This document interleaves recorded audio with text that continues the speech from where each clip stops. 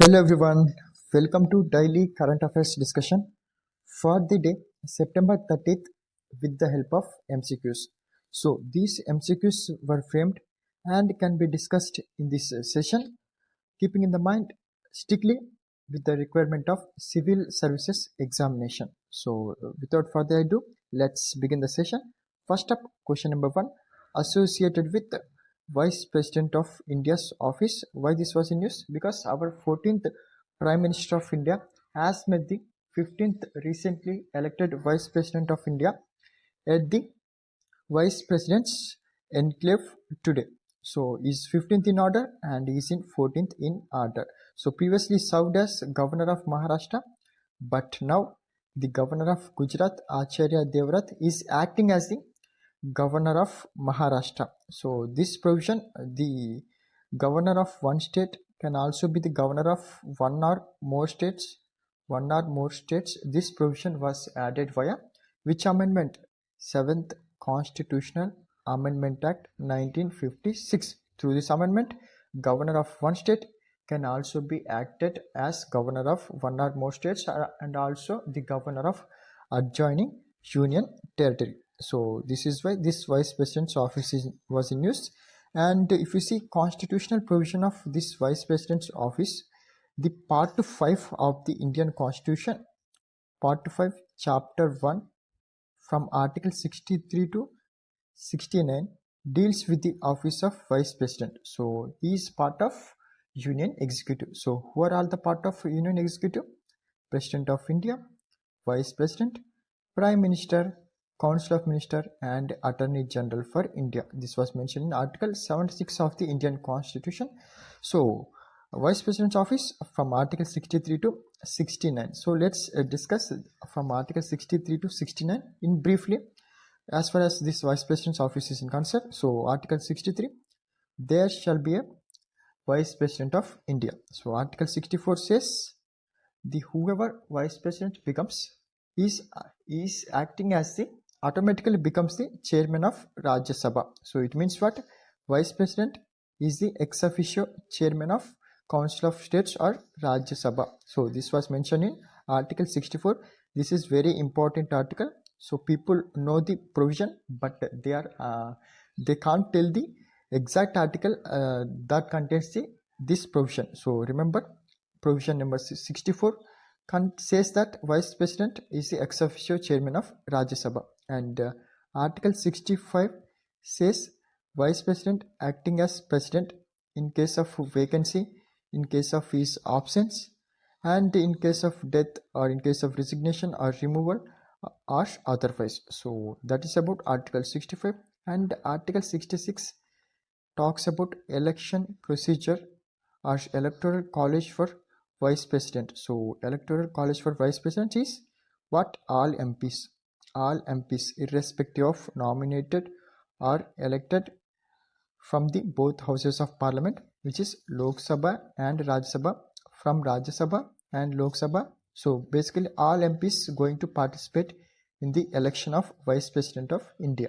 So that is about Article 66. And Article 66 also talks about qualifications of Vice President. So Vice President, in order to contest as the Vice President candidate, one has to be citizen of India. He or she should completed 35 years of age and also qualified to become the Rajya Sabha MP, and he or she should not hold the office of profit. So these qualifications and electoral college for Vice President is mentioned in which article? Article 66. And Article 67 talks about term of office of Vice President. Term of office of Vice President, usually it is 5 years. So he can be elected for n number of times. So there is no maximum restriction for the reappointment of Vice President. So this was mentioned in Article 67. So the same article 67 clause B contains the removal procedure for Vice President. So Vice President can be removed from by the motion passed in the Rajya Sabha with this effective majority. Effective majority means what? The then members present and voting. So and followed by Lok Sabha with simple majority, then vice president can be removed from office. But as of now, so far no vice president has been removed from the office. And this is about Article 67. And Article 68 talks about time of holding elections to fill the vacancy in the office of vice president arisen. So Article 68 talks about time of elections, time of holding elections to vice president's office. So it mentions what? As soon as possible. As soon as possible, when the vacancy arises in the office of vice president, the Election Commission of India should conduct the elections to fill the vacancy that was arisen in the vice president office. So that is about Article 68. And Article 69, important oath or affirmation of vice president is mentioned in Article 69 of the Constitution of India. And this oath or affirmation was administered by whom? Administered by President of India. And President's oath and affirmation was administered by whom? Administered by Chief Justice of India. And the Chief Justice oath is administered by President of India. Remember, all these points were important for the examination. And let's read the question. The question is asking, consider the following statements regarding the office of Vice President of India.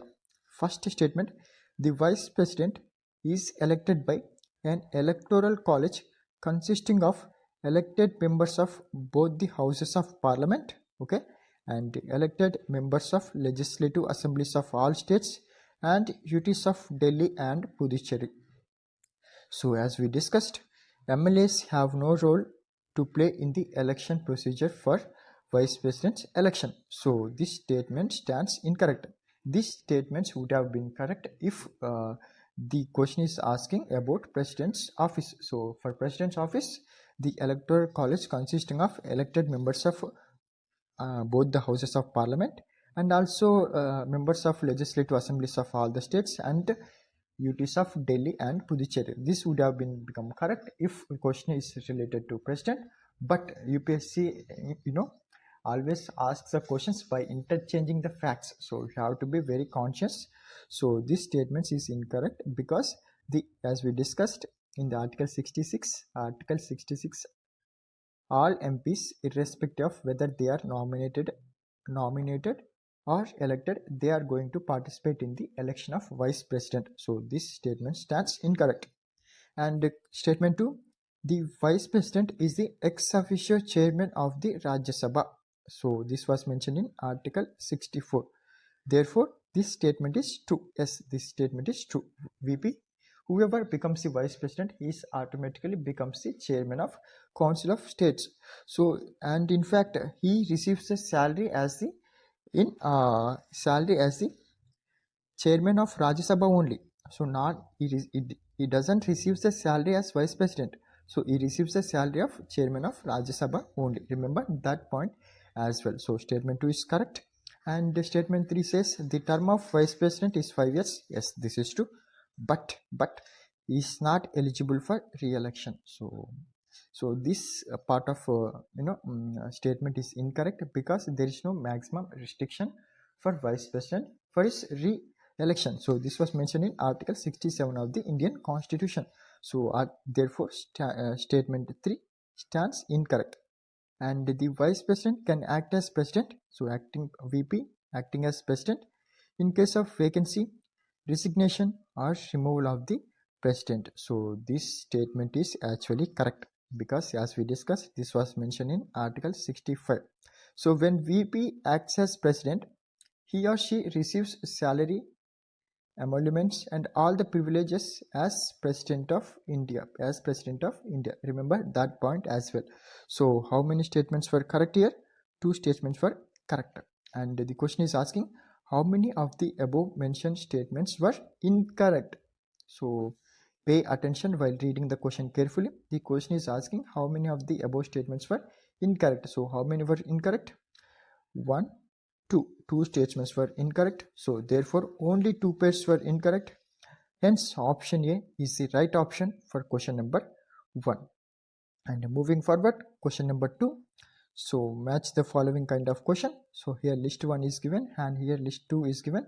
Here biosphere, India's biosphere reserves were given, and here their associated states were given, and the question is asking how many of the above pairs matched correctly. So why this biosphere reserve was in use?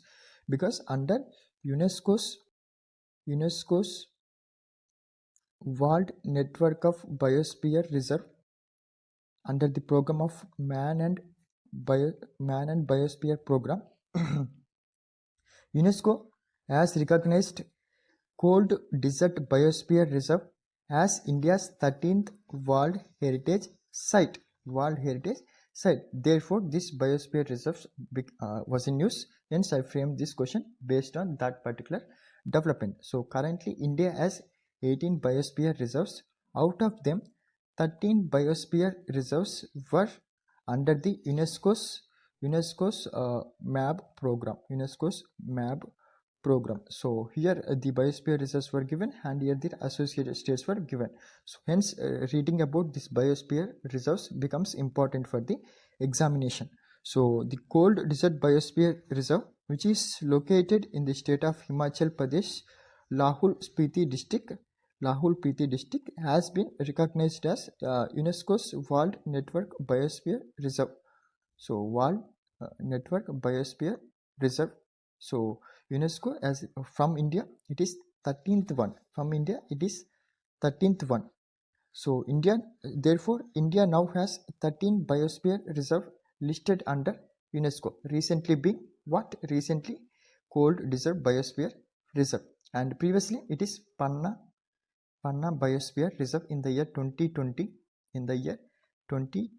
This Panna Biosphere Reserve from Madhya Pradesh state. So just we need to locate all these 18 biosphere reserves which were there in different parts of the country.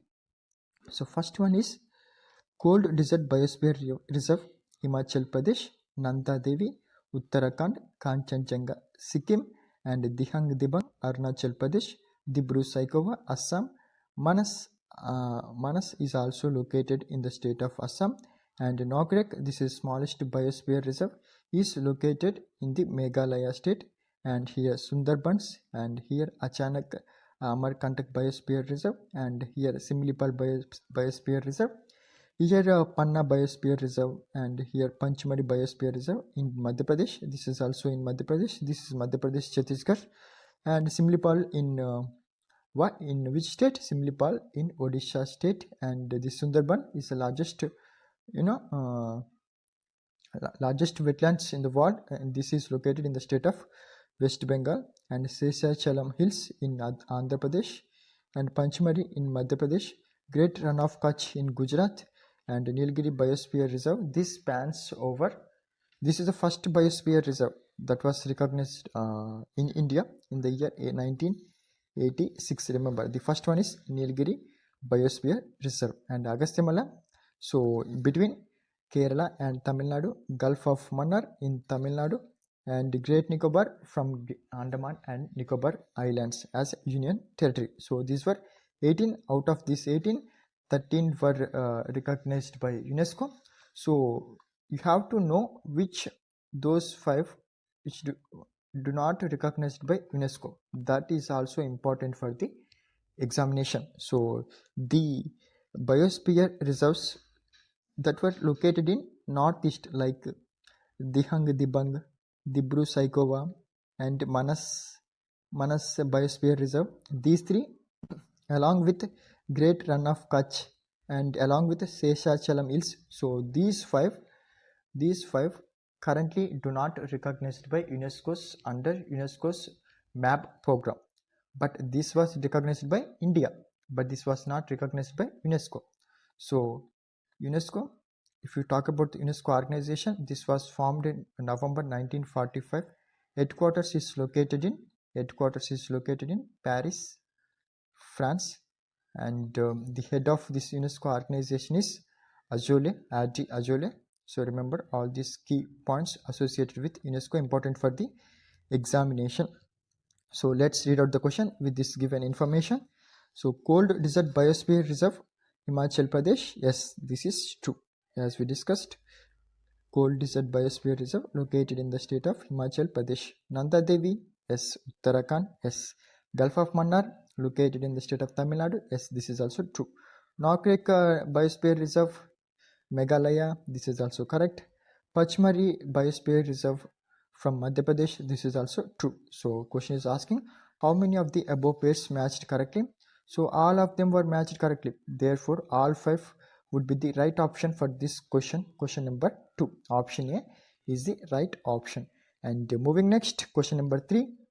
Who is the Governor General of India at the time of formation of Indian National Congress? So why this was in use? Because Congress party is going to digitize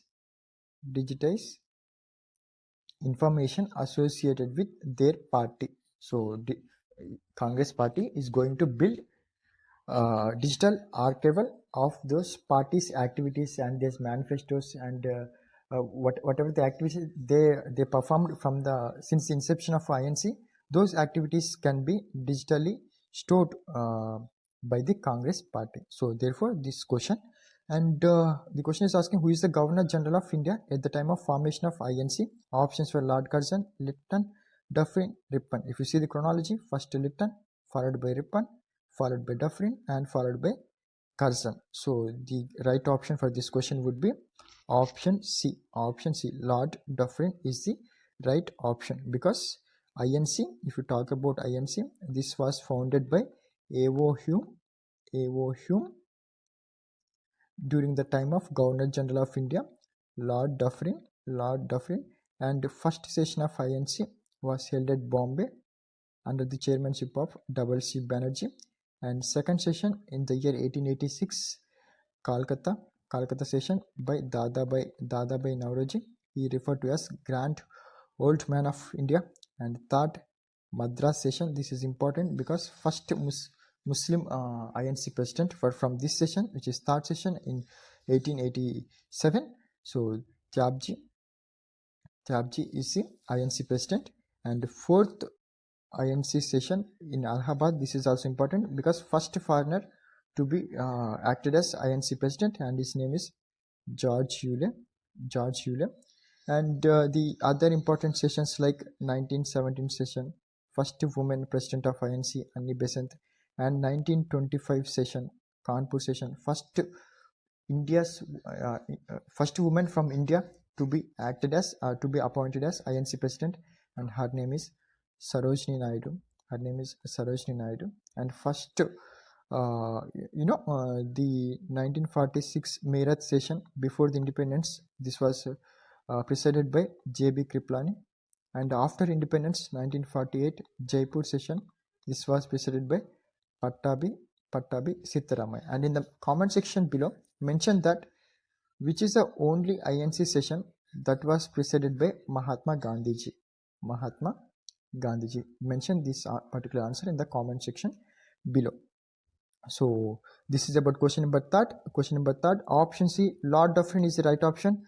He served as Governor General of India from 1884 to 1888. So INC was established on 1885, 28th December 1885. Founded by A.O. Hume, British civil servant. First session Bombay, as we discussed, 1885. Location Gokuldas Tejpal Sanskrit College. First president C. Banerjee. So this is about question number 3. Option C is the right option. And question number 4, important because Astrosat, the 10 years of operation of this Astrosat has completed just 2 days back on September 28th. So which is where Astrosat is news. So Astrosat, this is first kind to observe space astronomy. India has launched this Astrosat way back 10 years back in the year 2015. So let's have the detailed explanation about this Astrosat. So this was developed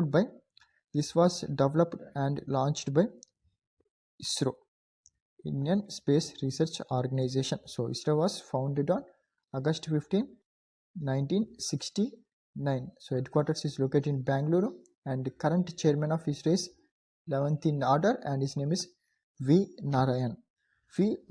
So recently India's first dedicated space astronomy observatory, AstroSat, completed a decade of operations too. 10 years operations were completed, and it is the first dedicated Indian astronomy mission.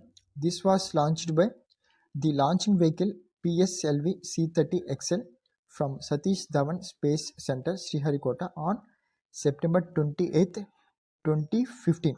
So the minimum mission duration would be 5 years, but it is still working. So these satellites observe the space astronomy using the electromagnetic radiation or electromagnetic spectrum with the help of visible UV, X-ray and gamma rays. There were 5 payloads for this satellites, like UV imaging telescope and X-ray proportional counter and cadmium zinc telluride imager and soft X-ray telescope and SSM, which is scanning sky monitor. So with this information, let's solve the question.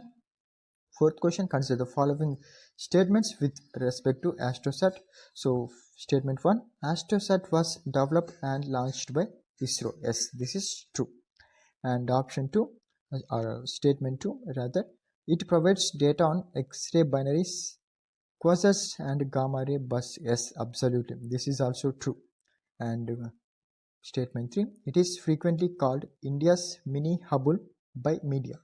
So this statement is informal, but this actually true.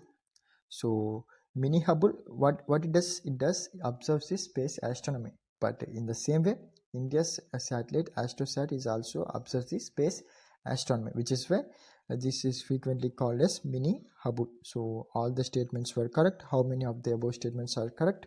All of the above. Therefore option D is right option for question number 4. And moving forward, question number 5. How many SAARC members countries have participated in the Men's Cricket Asia Cup 2025? So Men's Asia Cricket Cup was concluded on 28th September 2025, and India emerges as victorious by defeating Pakistan, arch rivalry Pakistan. So this is the 17th edition, and India secures the ninth title again. And first Asia Cup was begin in the year 1984. This is the biennial tournament, means Asia Cup comes for every 2 years, and World Cup for 4 years, but Asia Cup for 2 years. So the player of the tournament Abhishek Sharma, and the player of the match Tilak Verma, and highest wicket taker Kuldeep Yadav. So remember, all these points can be important for any objective kind of examination. So the question is asking not about this, but how many of the SAARC nations were participated in the Asia Cup. If you see the SAARC members, SAARC contains 8 members. They were Afghanistan, Bangladesh, Pakistan, India, Sri Lanka, Bhutan, Maldives. So these were 8 countries. So if you talk about SAARC is what? South Asian Association for Regional Cooperation. This was formed on 8th December 1985, and these were 8 countries. And remember, the secretariat of this association was located in Kathmandu, Nepal.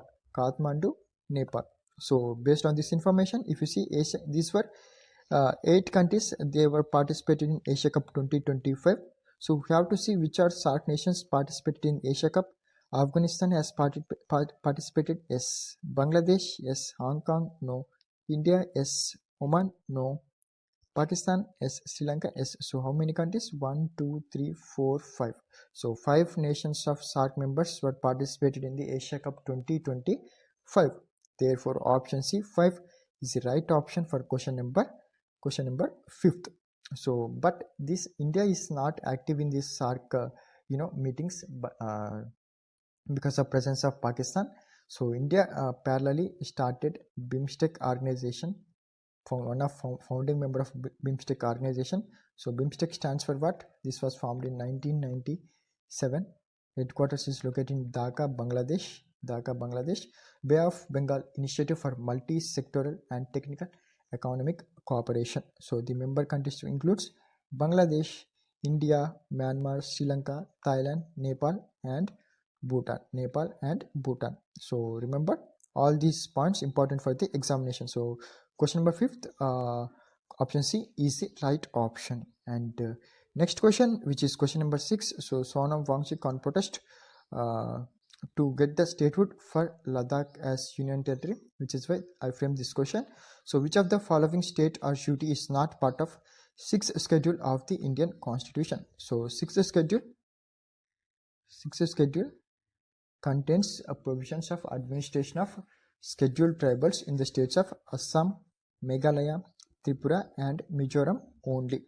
5th schedule 10 states, but 6th schedule 4 states. So more autonomy were provided for this 6th schedule states, like they have autonomous district councils and they have their own judiciary and they also have the legislative power, although they were not unlimited, but they can have the local self-governments independently. They can do this local self-governance independency with the establishment of administrative autonomous district councils. Currently in India we have 10 autonomous district councils. So question is asking which of the following state or duty is not part of 6th schedule of Indian Constitution. Assam is part, Meghalaya, Tripura, Mizoram. So all these were part of 6th schedule, but Ladakh is protesting to have included Ladakh into the 6th schedule, but it is actually not part of 6th schedule. So therefore, which is not part of option B, Ladakh is not part of. Therefore, option B is the right option for question number 6th. And moving forward, question number 7th, who has the power to specify any community as scheduled tribe for a state or duty? So if you see, part 16 of the Constitution contains provisions associated with provisions for certain classes. So article 342 says President of India is empowered to declare any community as SC or ST, SC or ST. So President of India has the authority. So therefore President of India, option C is the right option for question number 7. If you see the explanation here, article 342 of the Constitution of India empowers the President in consultation with the, of course, a governor of state or duty to publicly notify which tribes or tribal community shall be deemed as a scheduled tribe in that specific region. So authority lies with whom? Lies with President of India. Of course, President is due with the aid and advice of Prime Minister along with his Council of Ministers. So that was mentioned in Article 74 of the Indian Constitution. So question number 7th, option C is the right option. And question number 8, consider the following countries. So Brazil, Colombia, Ecuador, Guyana. Which of the above share a land border with Venezuela country? So Venezuela country was in use because US literally on war with Venezuela. So US currently war with Russia to protect Ukraine, and also with Iran to protect Israel, and also to Venezuela to protect USA itself. So which of the above countries share land border with Venezuela? If you see the map of Venezuela, so this is map of Venezuela. So Venezuela shares borders with Brazil, Colombia, and Ghana. So basically it shares borders with 3 countries. So the statements like Brazil, yes, Colombia, yes, so Guyana to the east of Venezuela, yes, this is also true. Ecuador, no, Ecuador doesn't share borders with Venezuela nation. So only 1, 2 and 4, 1, 2 and 4, option D is the right option. So therefore option D is the right option for question number 8. And moving forward, question number 9th, currently India has how many wetlands? So why this was in use? Because another two wetland sites were added to the existing 91 Ramsar sites in India. So currently India has 93 Ramsar sites. If you see the explanation here, the explanation is like Gokul Reservoir and Udaipur Lake in Bihar have been designated as new Ramsar sites. So current total makes it total 93 Ramsar sites. So this was an intergovernmental Ramsar sites. Basically this is a name of the city which is located in the country of Iran. Ramsar is the name of city, so where this convention was started. Therefore Ramsar convention, the name Ramsar convention came from that particular convention happened in the year 1971 in the country of Iran. So this is under UNESCO. Basically to protect what? To protect the wetlands and sustainable development, and also to protect the biodiversity. So if you see the question is asking currently India has how many wetlands? India has currently 93 wetlands. So previously 85 to 89 to 91 and now to with 2 from Bihar, total 93 Ramsar sites. So important point is India ratified this convention in the year 1982. Ratified this convention in the year 1982. Remember that point as well. So these were top questions that I want to discuss. Before leaving, we have a homework question. Question number 10. Who is the founder of RSS? So RSS will come in the examination. This is most probable question for the next year prelims because RSS was founded in the year 1985. So and this year is 2025.